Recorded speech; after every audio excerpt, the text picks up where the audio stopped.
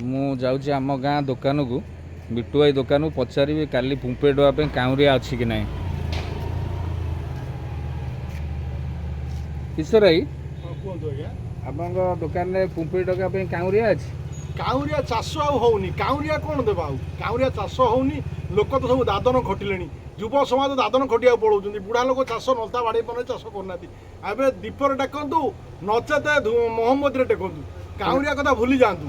ଆମେ ତାହେଲେ ଆଉ ପୁମ୍ପେଇ ଡାକିବାନି? ପୁମ୍ପେଇ ଦୀପରେ ଡାକି ଦିଅନ୍ତୁ। ବଡ଼ ବଡ଼ୁଆ ଜାଣିଛନ୍ତି କାଉଁରିଆ ଚାଷବାସ ହଉନି, କ'ଣ କରାଯିବ? ଏଠି ତ ଚାଷୀ ନାହାନ୍ତି, ଦାଦନ ଖଟିବାକୁ ସବୁ ଗଲେଣି ବାହାରକୁ। ନଳିତା ଚାଷ ପୁରା ବନ୍ଦ। ପାଣିରେ ପଶି ବାଡ଼େଇବା ପାଇଁ ଆଉ ଚାହୁଁନାହାନ୍ତି ବୁଢ଼ା ଲୋକ। କ'ଣ କରାଯିବ? ତାହେଲେ ଆମେ କ'ଣ କରିବା? ଆପଣ ଦୀପରେ ଟେକି ଦିଅନ୍ତୁ, ନଚେତ ମହମ୍ମଦରେ ଟେକି ଦିଅନ୍ତୁ। ବଡ଼ ବୁଢ଼ା ପାଇଲେ ଗଲା। କାଉଁରିଆ ବିଡ଼ା କେତେ? ବିଡ଼ା ଏବେ ହାରାହାରି 30 ଟଙ୍କା, ଦୁଇ ଚାରିଟା ପିସ୍ ବନ୍ଧା ହେବ 30 ଟଙ୍କା। ଯେଉଁଟାକି ଆମ ବିବେକ କହୁନି ଆମେ ଏଠି ରଖି ବିକିବା ପାଇଁ। ଆଚ୍ଛା, ଆଉ ତାହେଲେ ମୋର ବନ୍ଧୁମାନେ କୁହନ୍ତୁ, ଆମେ ପୁମ୍ପେଇ କାଉଁରିଆ ଛଡ଼ା ତା'ର ବିକଳ୍ପ କ'ଣ?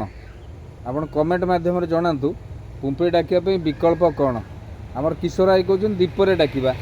ତେଣୁ ଆପଣମାନେ କମେଣ୍ଟ ମାଧ୍ୟମରେ କୁହନ୍ତୁ ଆମେ କେଉଁଥରେ ଡାକିଲେ ଆମର ବଡ଼ ବଡ଼ୁଆମାନେ ପୁମ୍ପେଇ ପାଇବେ। ଅନ୍ଧାରରେ ଆସ ଆଲୁଅରେ ଯାଅ, ଭଙ୍ଗା ଯା ଗୟା ଯା 22 ପାହାଚରେ ଗଡ଼ ଗଡ଼ ଗଡ଼ ଗଡ଼ ଉଠା। ଧନ୍ୟବାଦ, ରହିଲି, ଶୁଭ ସନ୍ଧ୍ୟା।